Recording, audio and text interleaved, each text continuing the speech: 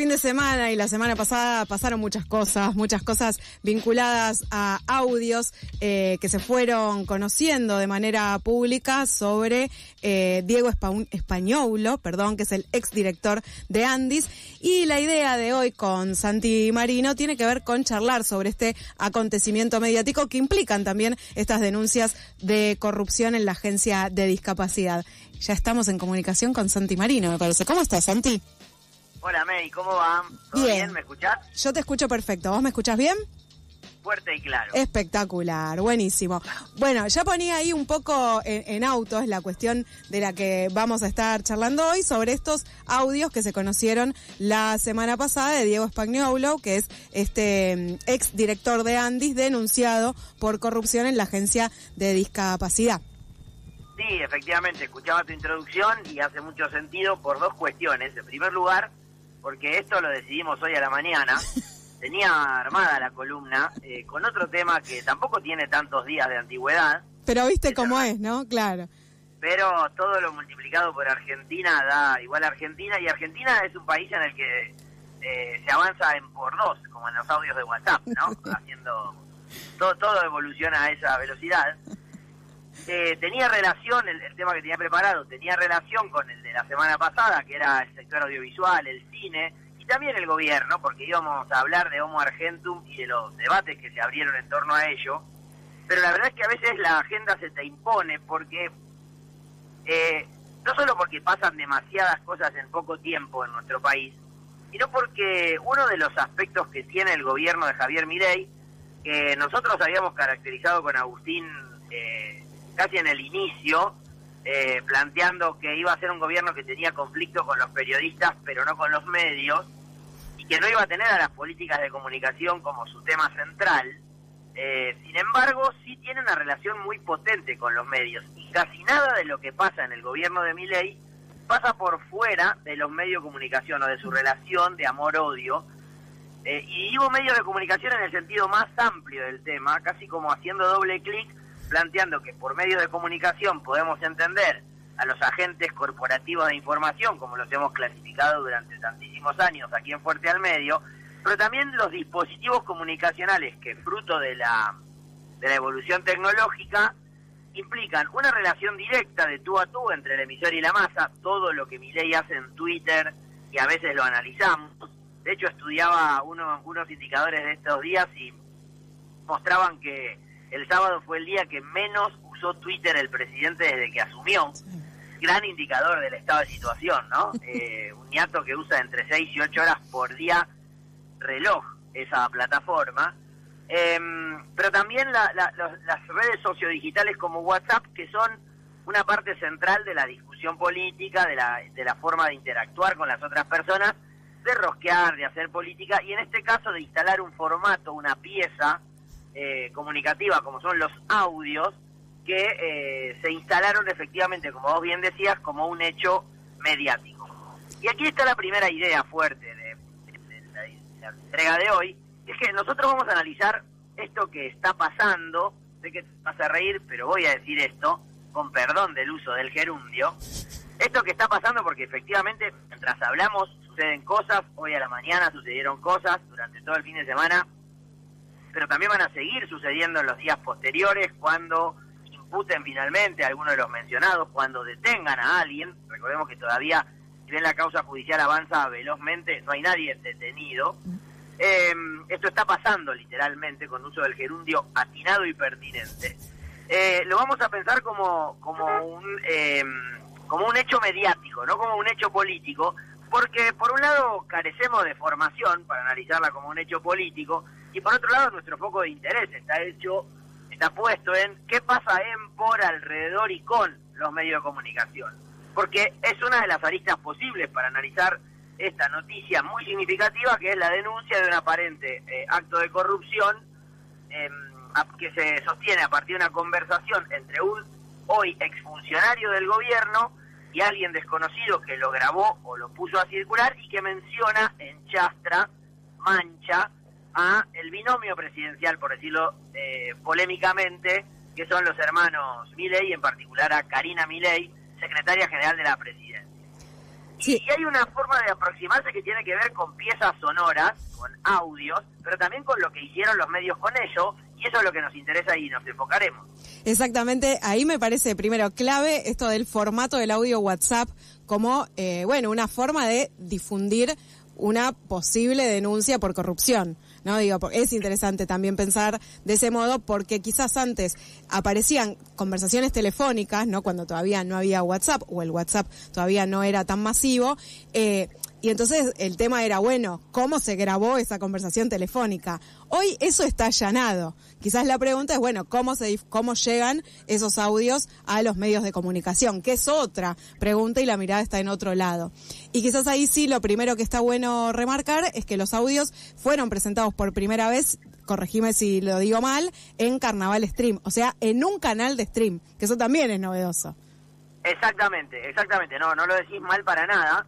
Finalmente esto también muestra que los formatos de los medios emergentes, como son los canales de streaming, tienen mucho de tradicional y tienen mucho de la pregnancia de la oralidad, ¿no? Finalmente son transmisiones por streaming de contenido audiovisual, pero son personas sentadas en mesas hablando de cosas que le interesan a las audiencias, básicamente. En algunos casos se hace periodismo, en otros se hacen operaciones y en otros se charla, sin más. Pero efectivamente se propaló, o sea, la relación fue un emisor a una masa amorfa de receptores que habían sintonizado ese contenido con interés de audiencia, pero podría haber sido en una emisora de radio o en un canal de televisión. Ahora, esto que marcás y subrayás de que se transmita por un formato parecido a los audios de WhatsApp, podría ser la primera explicación de por qué pregnó tanto esta vez respecto del anterior, que fue este mismo año, de la anterior denuncia de algún caso de corrupción que involucrara al binomio presidencial, que fue el caso Libra, porque ahí había redes sociales, fue un tuit mediante el cual el presidente recomendó una inversión que estaba amañada, y es un tema bastante críptico, las criptomonedas, el negocio financiero vinculado a lo digital, es un poco más lejano que quedarse con un porcentaje de lo que pagan los laboratorios para los medicamentos de las personas con discapacidad. Además de eso está el contexto, ¿no? Que profundiza el sentido de la situación, justo se divulga en un contexto electoral, pero además en los mismos días en los que se está rechazando el veto a una ley que garantizaba financiamiento para ese sector, pero esto pregna mucho por la oralidad de la cultura popular, porque se conoce, se entiende de lo que se habla. Y el tercer elemento es que para mí es muy potente, es que suena verosímil. O sea, es probable, es posible, es creíble para un porcentaje de la audiencia que esto sea verdad. Veremos si lo es. No estamos haciendo nosotros un análisis judicial, carecemos de esos atributos y de esos intereses, pero suena bastante posible, bastante potable. Y entonces por eso es que, y su formato también combina, resulta tan significativo y corrió como reguero de pólvora. Vayamos a estudiar eso, o a escuchar alguno de esos audios, May, si te parece, para darle carnadura y sentido a esto que analizamos. Casi que como una cronología, empecemos por el viernes 22 de agosto, que fue nomás el viernes pasado, donde cuando Alejandro Fantino, en su programa, por también su canal de stream Neura, decía lo siguiente. Yo hablo por mí, también por mis compañeros y hablo por Neura. Siempre vivimos, hoy me lo dijo la Mona, hablamos un ratito por teléfono, siempre vivimos la incomodidad de no casarnos con nadie. Entonces, justamente para evitar esto, ¿viste? Para evitar después tener que mirar. Es como que vivimos permanentemente cerca de pero no solamente ahora, siempre hemos vivido cerca de la orilla, te diría, ¿viste? Para no tener que nadar mucho por si la cuestión se pone complicada, históricamente. Por eso sobrevivimos también. Yo tengo 53 años y he sobrevivido en el... Bien, Alejandro Fantino contando que efectivamente ha sobrevivido muchos años en la profesión periodística porque nunca se ha casado con nadie. Esto sucedió el viernes 22 de agosto, el mismo día que se conocieron estos audios de Diego Españolo. En el stream Neura, Fantino hacía estas declaraciones. Y voy a hacer un mea culpa de producción, May, a ver. ¿te parece? Tendríamos que haber incluido risas grabadas. Ay, tendríamos que haberlo hecho. digo esto porque cuando lo escuchaba, y pude escucharlo, bien, lo que percibía es, efectivamente, estás tomando el pelo. O sea, porque si hay algo que las audiencias aprendieron durante muchísimo tiempo, no solo la nuestra, de Fuerte al Medio, que hace más o menos 20 años miramos estas cosas, sino las audiencias de todos los medios, por lo menos de 2009 en adelante, es que los medios de comunicación son actores sociales, políticos y económicos, que están incluidos en el debate público con sus ideas. Por eso leen lo que leen y escuchan los que escuchan. No son tontos culturales las audiencias, ni en el sentido de sospechar que sos pura objetividad. Muy por el contrario, te escuchan porque piensan como vos, no piensan como vos porque te escuchan. Entonces, es una pose insólita e innecesaria esta idea de abandonar la falsa tesis de estar pegado al gobierno. Recordemos que lo último que había dicho Fantino respecto al gobierno, muy significativo, digo, y que circuló es: te voy a hacer voy a conversar con mi amigo presidente, no me evalúen esta conversación como si fuera una entrevista, es una charla de amigos. Sí. Bueno, maestro, entonces, ¿cómo querés que te crea que ante el primer escándalo de corrupción muy significativo, Neura está tranquilo porque nunca se casó con nadie? No olvidemos que el socio de Fantino, que tiene un nombre y un apellido como todas las personas que yo no me acuerdo, pero le dicen Tronco, es socio en el proyecto Neura, es candidato a diputado, va a ser diputado nacional por la provincia de Buenos Aires. Entonces, a Mariano Moreno le gusta esto, si querés que lo pongamos en estos términos. El periodismo militante, el streaming militante, sucede de que el mundo es mundo. Por eso, esto muestra, por un lado, esta idea de tratar a las audiencias como tontos.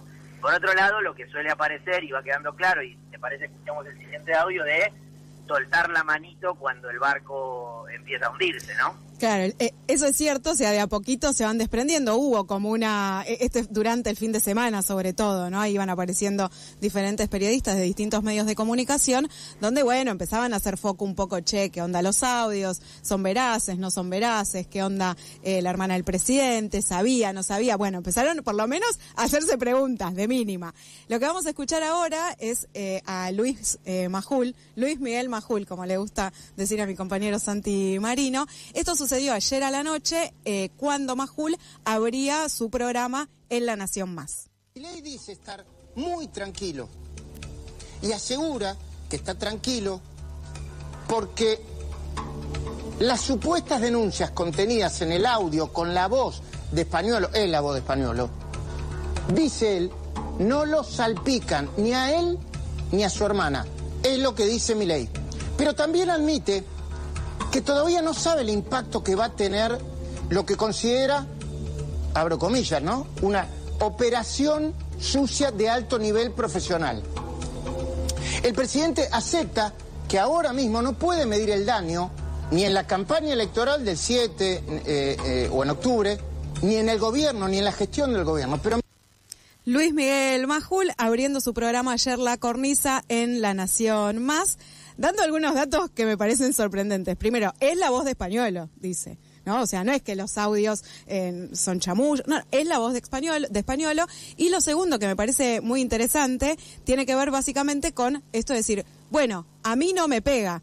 Como si fuera un textual de Milei. Eso también me llama la atención en cómo fue manejando los textuales Luis Miguel Majul. ¿Santi? Sí, incomodísimo momento para Majul. Esta forma que le reclama a los que no abandonan el barco tirarse encima de la granada, que es salir a hablar cuando el gobierno no está hablando. De nuevo, perdón por el uso del gerundio, eso está sucediendo. Hoy a la mañana Martín Menem habló con Laje, sí, es uno de los tocados, y claramente o sin coacheo o sin efecto del coacheo, habló de que la sociedad argentina tiene un embarazo imaginario, sí, psicológico con el menemismo. Lo que hace Majul es salir a hablar cuando no había voz todavía oficial, creando una figura, un tercero que supuestamente habría hablado con Milei, cuando claramente el que habló con Milei fue él. Y está bien que así sea, es un periodista, habla con la fuente afectada por el acontecimiento, y como vos decís, genera todo lo contrario a lo que busca, porque en primer lugar confirma por omisión o por acción que la voz no ha sido grabada, digo que una reacción esperable en ese momento, no, fue inteligencia artificial o algo así, y por otro lado tampoco niega la denuncia de corrupción. Lo que dice es, nosotros no fuimos, mi hermana y yo no fuimos. Claro, a mí no me mancha.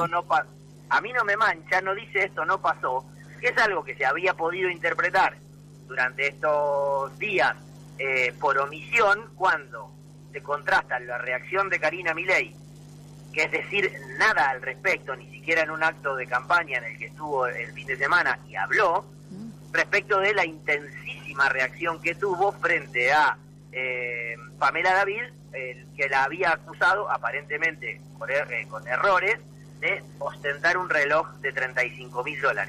Por Twitter y por distintas vías le exigió que se retractara de una denuncia que es menor comparada con esta, que aquí es a mí no me mancha, pero no se niega a haber sido. De hecho, esto se vincula con el siguiente audio, que a mi modo de ver, si te parece lo escuchamos, May, incluye la reacción de la posibilidad de que fuera Karina Milei, porque es la única omisión que es la única reserva que tendría Milei para echar a alguien de su gobierno que fuera acusado de corrupción.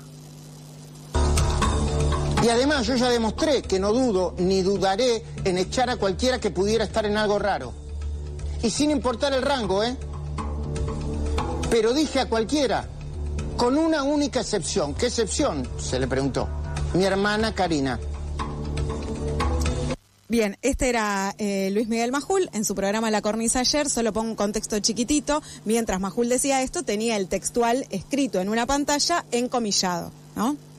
Claro, esto es fruto de una conversación de alguien. Majul nunca dijo haber sido él el que habló con Milei, se puede interpretar. Pero me parece que si esto fuera en un juicio, insisto, nosotros no estamos capacitados para hacerlo, ni lo hacemos ni es nuestro objetivo, solo usamos la metáfora. En un juicio el abogado acusador diría I rest my case en inglés, o no más preguntas, señor juez, porque eso incluye la posibilidad de que si fue Karina tampoco la voy a echar. Claro. Pero me parece que lo que implica y lo que nos permite enfocar en esta situación, lo que nos interesa en Fuerte al Medio, es pensar que un gobierno que se ha caracterizado por lo que dijimos al principio y que tiene la construcción de un relato como uno de sus rasgos muy significativos, en términos de análisis y de gestión uno podría agregarle algunos otros. Pensemos en uno positivo para la mayoría de las personas. Dominó en parte la inflación, logró domesticarla, hay una reducción drástica en el índice de inflación, que no implica que se haya reducido la inflación, sino que el indicador de inflación está por debajo de 2, más o menos, hace un tiempo largo. Pero en el que el rasgo de construcción de relato, coherencia en el relato y dominio de la agenda es un elemento central. Y en el peor momento de su relación con la sociedad, de su imagen pública, de acuerdo a lo que miden varias consultoras, y de una crisis política, tiene una crisis comunicacional muy severa, manifestada en eso, en la dificultad para salir a hablar, en la falta de una voz concreta pública, en la tercerización de la explicación, en la ausencia, en el silencio, y en la falta de coherencia de ese discurso, insisto en esta idea, lo cual convierte a esta crisis política en una crisis de comunicación. Y ahí quiero marcar la segunda de las tres ideas potentes para mí, ustedes la evaluarán después, que quería marcar hoy, que es que estamos frente a una crisis política, no necesariamente ni primero frente a una crisis comunicacional. Las crisis de esta índole son crisis políticas que pueden transformarse en una crisis comunicacional. La crisis de Libra fue una crisis comunicacional, no fue una crisis política, porque el gobierno dominó ese proceso, consiguió obturar o frenar la creación de la comisión evaluadora o fiscalizadora, o no me acuerdo la palabra exacta, en el Congreso, pero fue una crisis comunicacional porque quedaron todos los hilos a la vista cuando se filtró el video en el que Caputo le dice a Johnny Viale, otro que saltó del barco en estos días, qué tenía que preguntar, qué podía preguntar, etcétera.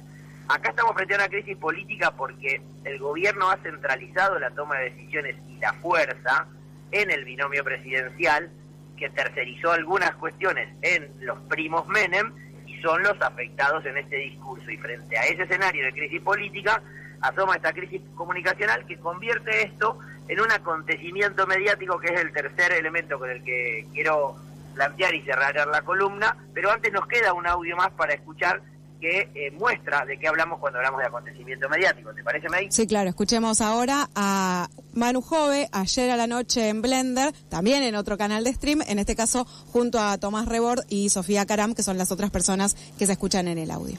o algunos fingimos demencia o fingimos coherencia, porque estamos en una época de fingir bastante coherencia, ¿viste? El presidente ve 7 veces en una semana la película Amor Argentum y nos creemos que es normal. Pero bueno, estamos... ¿Cómo? ¿La vio 7 veces? Sí. No, 5 fueron. Realmente no quiero faltar respeto. Encima, ¿es buena o mala? Porque... Una de ellas, bueno, el presidente se ve que le gustó mucho.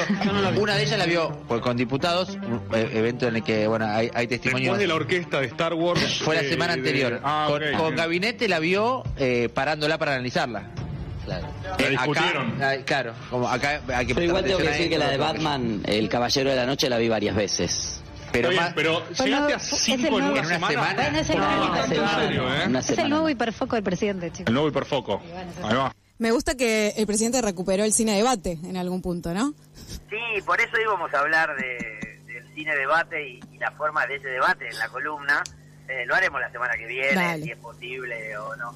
Pero efectivamente, lo que queríamos mostrar con este audio es cómo en todos los canales de streaming, en los medios tradicionales, como escuchamos en los audios anteriores, inclusive colándose con otras temáticas, como por ejemplo su vínculo con Homo Argentum, la vio 5 veces, se cuela esta conversación, se cuela esta temática, porque dice, el planteo ahí de Manu Jovés, aún en este contexto en donde el gobierno tiene una pésima semana política, que se sostiene entre otros elementos en las derrotas en el Congreso de la semana pasada, donde se vetaron decretos del Ejecutivo, etcétera, y luego cuando estalla el caso de los audios de Spagnolo, el presidente se la pasa mirando Homo Argentum en distintas instancias y todo lo leemos como normal y fingimos demencia. Lo que sucede es que esta noticia se coló en todos los tipos de medios, streaming tradicionales, medios afines, medios hostiles,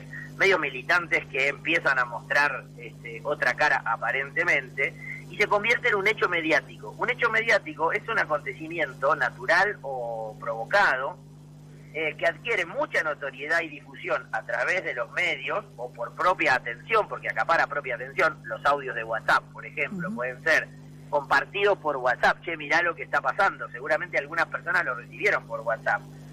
Y generan, por la atención propia que generan, o la que le genera a los medios hablar de ellos, y en la que los medios amplifican el sentido, pero que ya son de relevancia para la agenda social y política. Bueno, estamos frente a un hecho mediático que además tiene un efecto que es bastante novedoso para el gobierno de Milei, que es la idea de haber desbordado el cerco, haber roto el cerco, saltó el cerco que solemos observar como audiencias arquimédicas, si querés, con cierta distancia, y que convierte a que todos los medios hablen de lo mismo y con el mismo enfoque.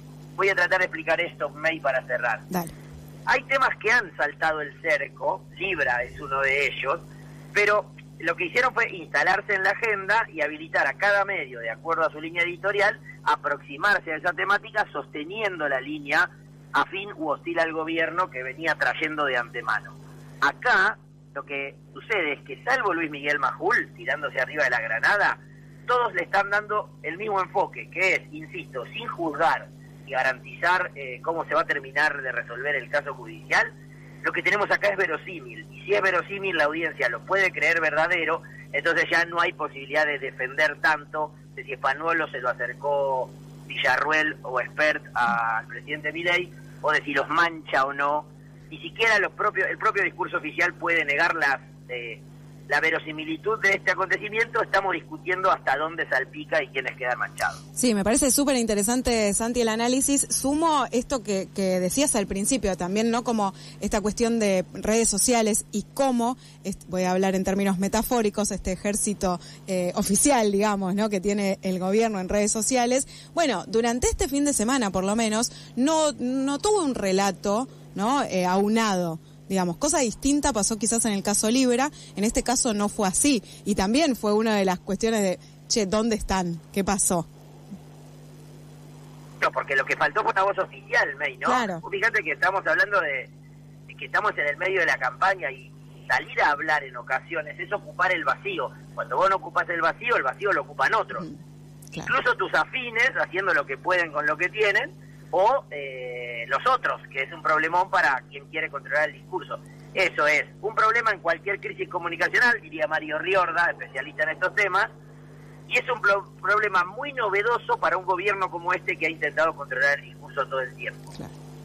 Santi, gracias. Mira, 14 en punto, espectacular. Gracias por este gran informe, esta gran columna y este repaso también por lo que fue sucediendo estos últimos días en términos de acontecimiento mediático.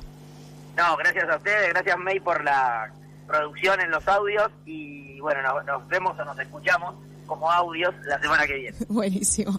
Santi Marino, abrazo fuerte. Pasó Santi Marino aquí al aire de FM La Tribu, tratando de desandar un poco esta crisis comunicacional que está atravesando el gobierno de la nación a partir de este acontecimiento mediático que implicaron las denuncias por supuesta corrupción en la Agencia de Discapacidad y en la contratación de medicaciones.